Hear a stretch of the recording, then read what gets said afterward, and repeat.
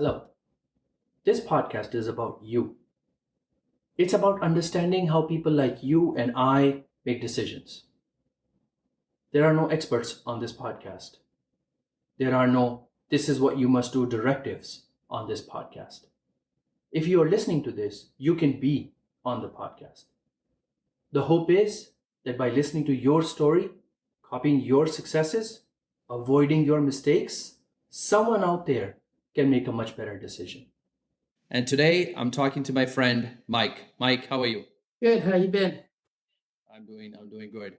Mike and I have been friends for a long time. Mike helped me probably one of the darkest moments in my life, and I'm really happy, really glad to have a friend like you, Mike, and happy that you agreed to do this with me.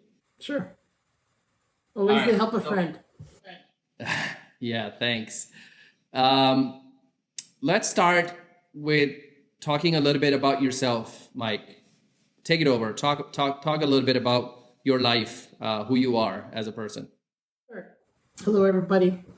I am Michael Despajado, and I have a wonderful wife, and I have 2 kids. I have a daughter who is 5 years old, and a son who is 3 years old. They're a pain in my butt at the moment, but I love them very much. And my wife is a wonderful woman who puts up with my crap, so I love her as well. And I've married late. I'm actually married when I was 41. I guess I had a good time, and I realized it's time for me to settle and just to find my other significant other, and it was just a matter of time to get married. So I wasn't really rushing. So I guess it worked out for the benefit for the both of us. Technically, some of the hobbies that I like to do, well, back in the day, I used to DJ a little bit and went through engineering school. And I guess that was my thing. I guess work hard and the weekends as like a weekend warrior. I like to go to clubs. It was going to dancing, have fun with my friends. Some of my friends started DJing and they roped me into it. I wasn't that good, but I had to step up a little bit because they started asking me to cover for them, and they started teaching me and training me, and I started to do really well. But that DJ thing just stemmed from my past of being a kid. I like to do graffiti. I collected sneakers. I was into those BMX bikes. So whatever the fad was, I was actually into it. But at my age, I'm 49 years old, and I am a traffic engineer consultant. I work for a VHB, which is an East Coast firm that is approximately 120 offices, and it's working pretty well for me, and I've been there for almost 25 plus years. So I do that on a daily basis, and I actually enjoy it. Do you still have what is that called? A DJ table or the scratch table? What is that called? I have 2 turntables and a DJ mixer. And back in the days, I used to DJ with vinyl, but I use vinyl nowadays as just a collection. And now I use a laptop. And I do not do DJing anymore, but if friends want me to DJ for their parties at home or for their kids, I'm more than happy to do that free of charge because I just enjoy it while I can. So, yeah, I still have it downstairs, but it's collecting dust. You said you're a transportation engineer, so let's talk about that. What does a transportation engineer do on a day-to-day basis?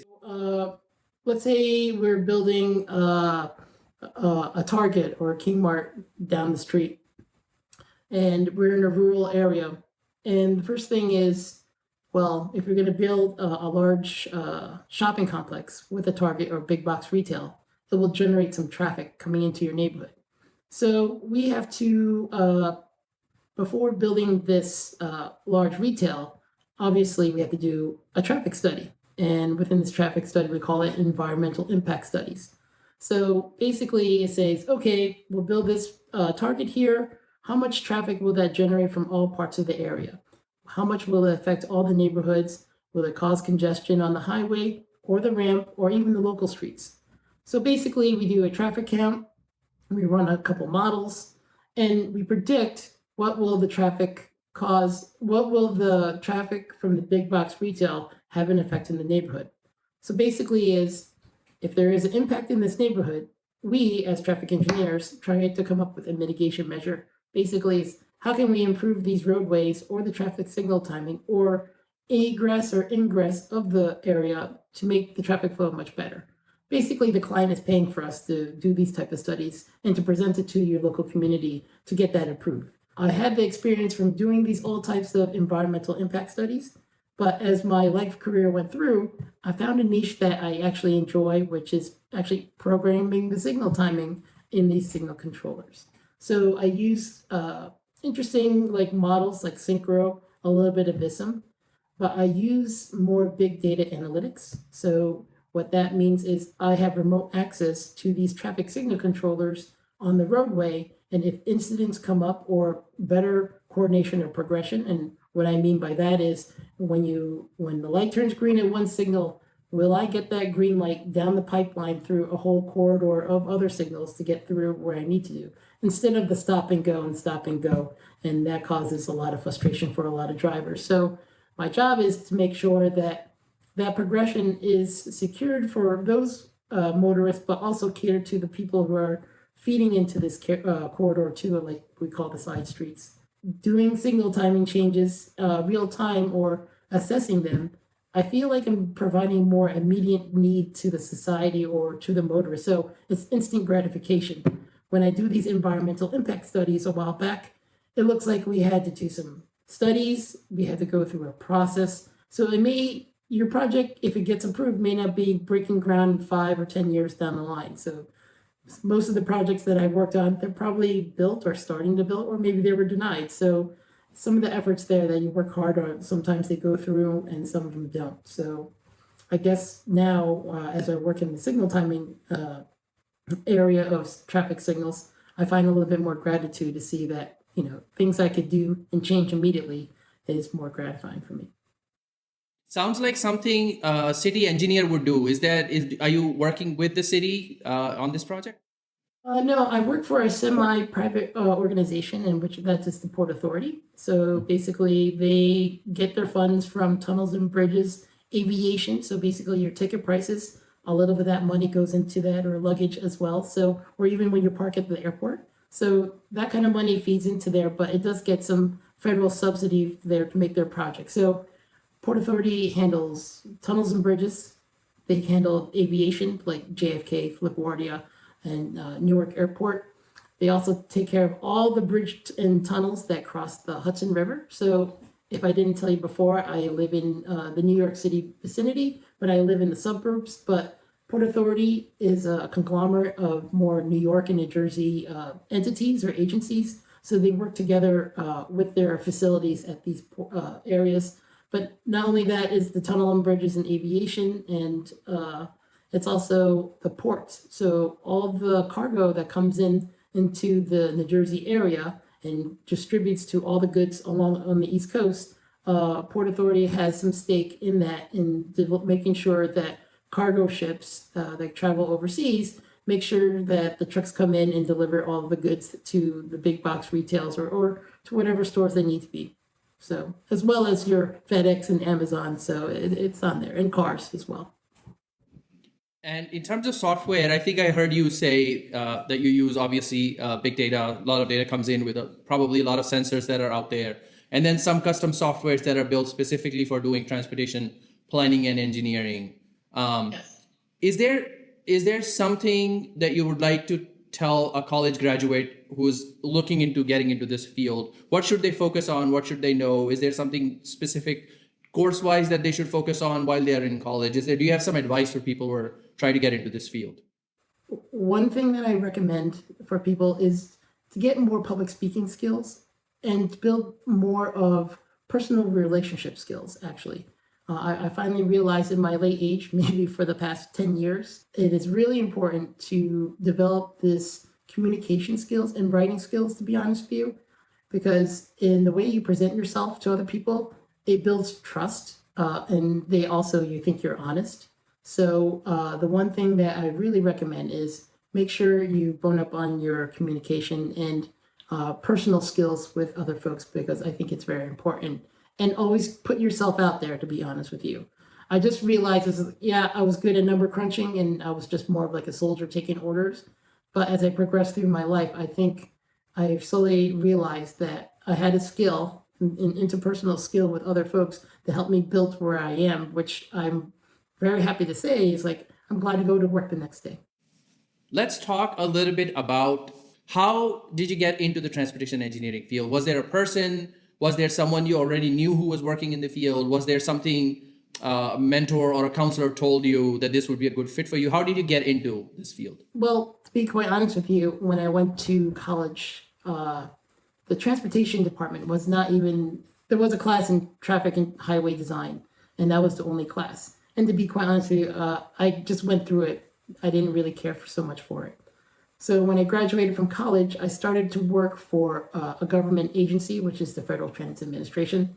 It was a good job to start off with, but one of my friends who graduated with me in civil engineering, he started off in a traffic engineering firm, and it was Engel Top Associates, very small firm, and he's basically recruiting other people. He told me I would be a good fit as a traffic engineer. And it's like, no, why don't you come in and see what they're all about, and they'll explain to you what they're going to do. Obviously, he gave me some advice gave me a little bit of information on what he actually does. So I went for the interview, and I just realized that the people that I was talking to, they liked my honesty, and they took a chance on me. And I told them straight up, I have no experience at all.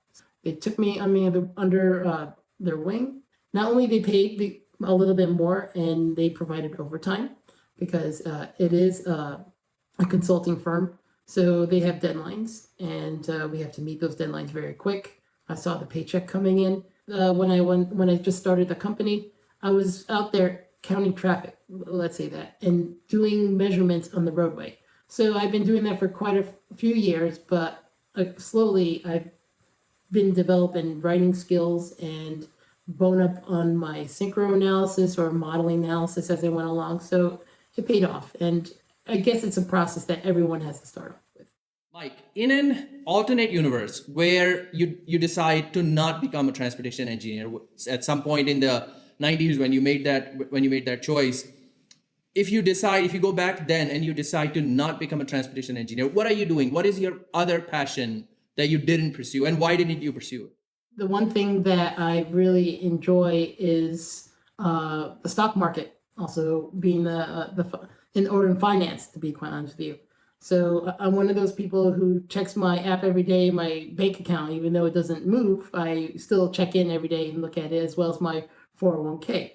So if I wasn't doing traffic engineering, I would definitely be not a stockbroker, but some kind of financial data analytics or something like that. So I am into the research of finding things and see what are the best investments and put a portfolio together and package something together. So I would love to be a hedge fund manager, but it's very stressful, and I know the return will be more beneficial or financially much better, but it is very stressful, I would think. But I would definitely be something in the financial background. So yes. And why didn't you pursue it? Why didn't you pick that instead of becoming a transportation engineer? I don't know. I kind of feel like I went to college. I know I want to become an engineer, I guess, because of my family and with my friends. And to be quite honest with you, with the people that I'm with in the consulting firm, I actually enjoyed it. And maybe I was a little bit more comfortable. And the people I work with were so nice to me. And today they're my friends, and we still keep in touch like yourself. And we still joke around, but I guess I was just a little bit more, I guess I'm not the type of person to make risk in finance. I think you should, but I realize I'm more conservative and find the stable way out. So I believe engineering is a steady check, and I know finance is a dog-eat-dog world out there that you really have to be one of the best, or you have to make the cut. So it's a little bit cutthroat out there in the finance industry. So I was a little bit more reserved and just stuck with engineering throughout. Let's talk a little bit about any missed opportunities. You've had a long and a successful career, but along the way, do you think there are any career regrets or any missed opportunities? Well, as you know, Sumit, back in 2008, I believe that was the real estate crash. So all of us were working fine till that time, and 2008 for our small firm was a little bit tough.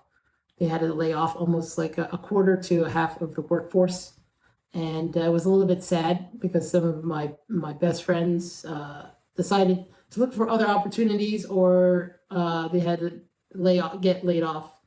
So knowing where I was at that time, I wasn't too sure where I stand with the firm, and I've been loyal, but I had been prepared to come up with Plan B, in which was going back to school or get my MBA and follow that passion that I had, I guess, and get a career change. But then again, I will be doing the same thing. Maybe I should get something more stable, like a nursing job or something like that. Then there was a demand for nurses or something, and they get paid pretty well too.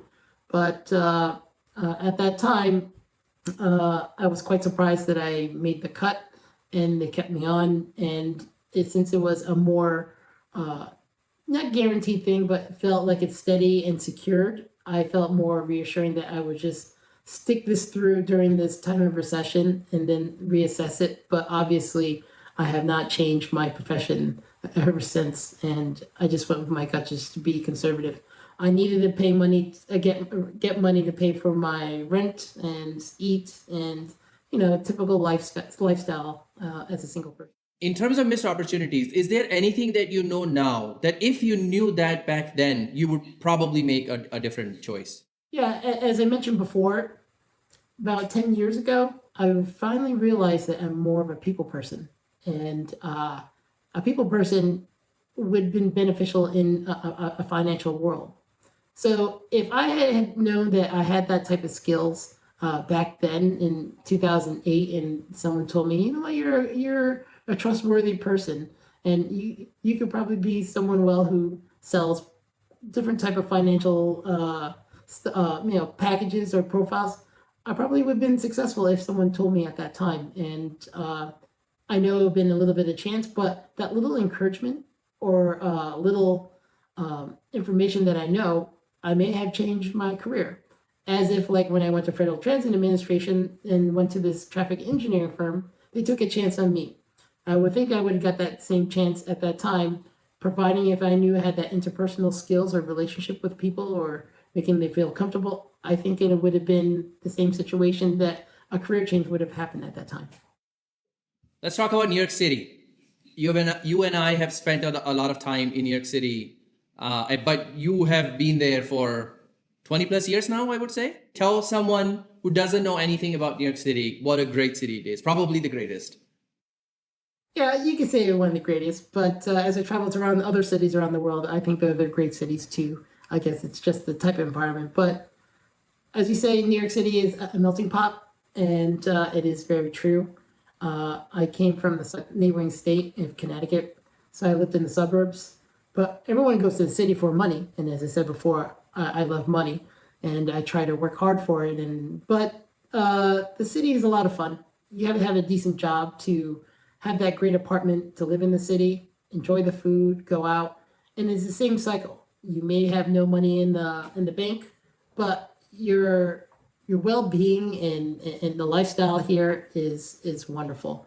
It's about the food, which is all diverse foods of every type of ethnic food or background, and it's easy to travel by subway. You don't have to own a car, and the subways run 24 hours. You have the option to take a cab or Uber to everywhere you want. And just more recently, they've opened up the streets to City Bike. So you have the opportunity to get off the subway and take a bike to your destination, even to save some time. But here, you just pop on a couple of headphones and you listen to a fine tune or listen to AboutU Podcast or something that you enjoy, and you have time for yourself. So to me, the city, it provides a lot of opportunities and entertainment, diverse music, shows, art.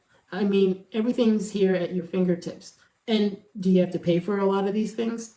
maybe for a few things, but there is a lot of free opportunities to see all these type of things here for free. And you just have to be a little bit more savvy in researching in different type of medias like newspaper or magazines and so forth, or even through friends. The weather in New York City is 4 seasons. It's beautiful. I mean, during the springtime, everyone gets excited and people are all over the place, meaning like Central Park, even the streets, al fresco dining, which I enjoy. The summertime, it gets pretty hot. It's a little bit humid, but it's in the same boat of everyone. But everyone goes out to the beaches. They go to Jersey Shore, they go to Long Island. So you have your opportunities to go there to the beach. So it's not that far. Probably in 2 hours or so, you could go to the beach. Or and they have parties out there. So like if you could go to the ritzy, glamorous Hamptons, you could go to the Jersey Shore. You have homes on the beach over there, and also there's Long Island beaches too if you just wanted to make a day trip. So that's a great thing. Just during Christmas time, you see all the bright lights, Rockefeller Center with the tree, and you also see the different stores, and during the Christmas time, and it's just a different feeling. I mean, when you go Christmas shopping in the burbs, you feel happy and you just hear the music. But in New York City, just walking around and you're not even buying anything, it just puts you in a better Christmas spirit because everyone else is putting that vibe out there, and the city does a really great job about that. And obviously, New York, New Year's Eve ball drop. It's right here. 4th of July fireworks. You just can't beat that. These are big things that you actually see on TV and it doesn't have to be in Manhattan all the time. People think New York City, they think of just in the main island, but people tend to forget what's in the Bronx, the Queens, Staten Island, and Brooklyn. So those have been developing really great food, ethnic backgrounds, and they're even slowly developing major skyrise and skyscrapers over there too. So they're developing their own niche of things which you could travel. So there's a niche for everything, and there's always something out there for everyone. Let me ask you, if you ever leave, I don't know if you're ever leaving New York City, but if you ever leave New York City, where are you going? You said you moved from Connecticut, but is there a place that you're looking forward to settling in? And what are you looking at in that place? Talk about that a little bit. Sure. Since I talk about New York City so much, the only other city I would think I would move to and within a heartbeat, but I wouldn't have to think twice, is San Francisco. I think San Francisco and New York have the same vibe. Their real estate is a little bit higher, and I think it's no comparison here to New York. I think they're similar, but the job opportunities are over there, and also the industry of technology and transportation. I mean, all gamuts of different workforces. I think San Francisco would have been a good fit for me. Let's talk about you, Mike, a little bit. I, having worked with you for a long time and actually spent some time living with you a little bit, I want to talk to you about your superpower. What do you think makes Mike special at home and at work? I guess I have to dig in about my personality. I'm what people tell me. They think I'm a genuine person. They think I'm very honest. I'm very respectful. Basically, I give them the table to talk first and reassess what I know about them and give them some advice or, share some of my experience with them. And I feel like I build a good connection with it. Basically, I build a good relationship. So I guess I'm one of those people who are more trustworthy. I guess that's a superpower that I could calm people down or listen and be a good friend and try to assess the situation to help them get through or get by and give them as much as my support. Basically, I am there to help people, as especially for good friends like yourself. I've been there through tough times and we got through it. And there's always it's part of mental, it's part of physical, it's everything. I guess I'm more of a nurturing person to make sure everything's okay. And I take that serious too with my work. I'm a little bit more diligent and I'm a little bit OCD. And most of all, I think I have a lot of patience. I'm not more this lately when I have these two kids, but maybe when I was younger. But I think my patience has built a little bit stronger actually now with my two kids and my wife. Is there something that you see in other people in terms of a special quality, a superpower that you wish you had? I think so. As I said before, I'm into finance and in the stock market. I wish I could have more courage to take more risks. That is, and I think I'm more conservative in making sure that it's stable. I'm always looking for that route all the time or lean towards it. But I guess when you take risk, there could be great rewards, or you could fall down and crash. And I'm always worried about falling down and crash. But I guess that's something that's learned. I guess that you could just always pick up and brush it off. But maybe if something I kept on falling all the time and I have no reassurance that I won't get there, that'd be a little bit more disappointing for me. So I wish I could have the ability to take more risk in my life and have more courage or to take more risk in my life to make better financial or even life rewards, I guess you could say that. And yeah. Talk about your goals for the next 5 to 10 years. Where do you see yourself? Is there a specific milestone that you want to achieve? Do you have a clear path to that milestone? How are you thinking about your next 5 to 10 years? Well, as I said, I'm 49 years old. I'm going to turn 50 this year. And it's really tough at this age. I think I'm just going with the flow with things. So with my career, I don't see myself to become a project manager, but I do hope that in my career that I could continue doing the same things, but hopefully make a little bit more money. And how to do that is it's just a matter of getting more work for my firm. Maybe that's a possibility. And how can I do that is just building up more relationships with the current agency that I work for on site. It's a possibility that I could bring work to my current firm that I'm working for, and who knows, I could become a project manager. Is it more of a rush into getting this? I don't feel like that I'm rushed. I'm feeling I'm making the right moves right now, but slowly, that's in the back of my head is I'm looking for the benefit of providing more work for my current consulting firm in hopes that I could become a PM, or I may just run to be a PM and have someone take my current place and run a contract with a person or be a project manager. Do you see a clear path on how you can become a project manager? I know this is something a lot of people struggle with in order to move their career along. Sometimes they don't know what steps they need to take. Are there certain courses they need to do? In case of project management, it would probably be the PMP certification or something like that. Or are there certain skill sets that they need to acquire? Or is it about being at the right place at the right time? Do you know the clear path on how you can become a project manager? Or is that something that you are just hoping is going to happen in due course of time? Well, I think that I guess what I'm just thinking now is like I think I'm moving up in the right direction, but maybe I don't have that guidance right now to tell me what is needed to become a project manager right away.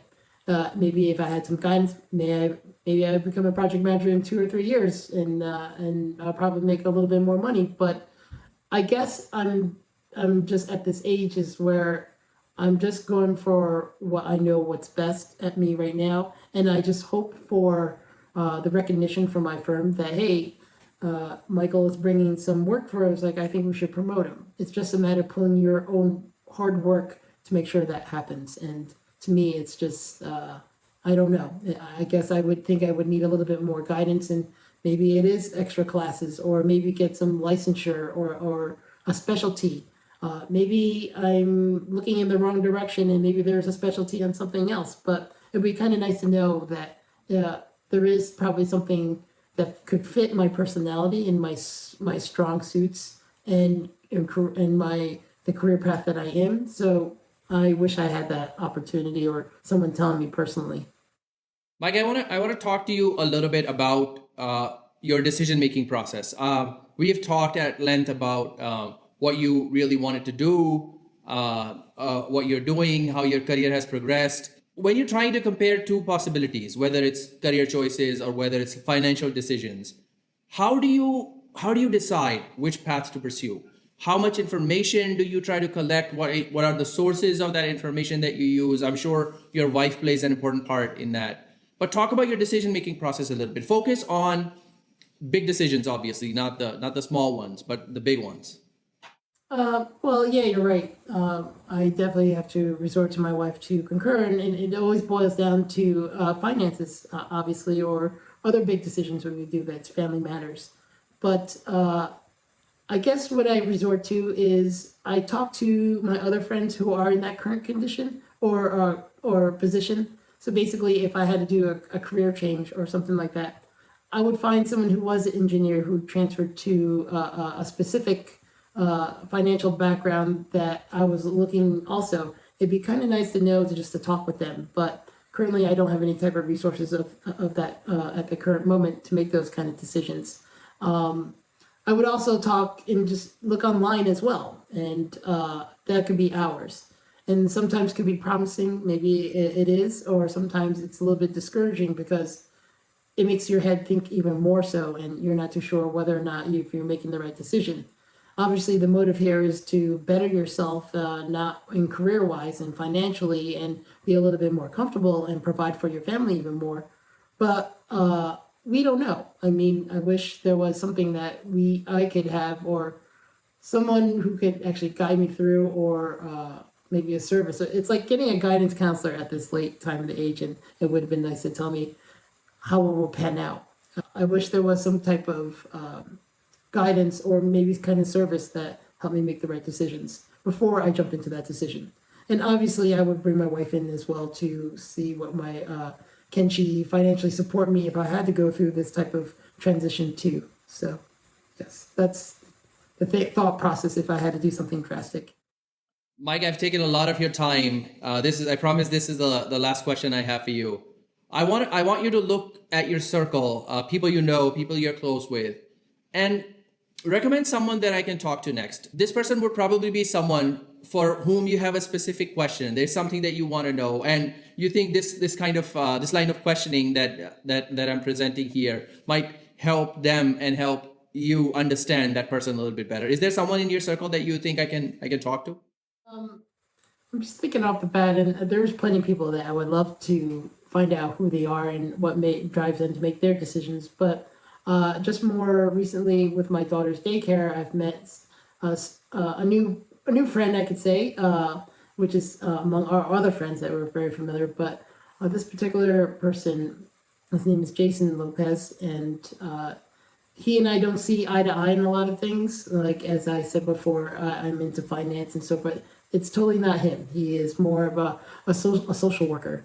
So it'd be kind of interesting, but I guess he works really hard to make sure he provides for his family and his daughter. And he moved here in this same town to provide for the best schooling for her daughter. So it's really interesting to see. And I would like to see what makes him drive in making these type of decisions.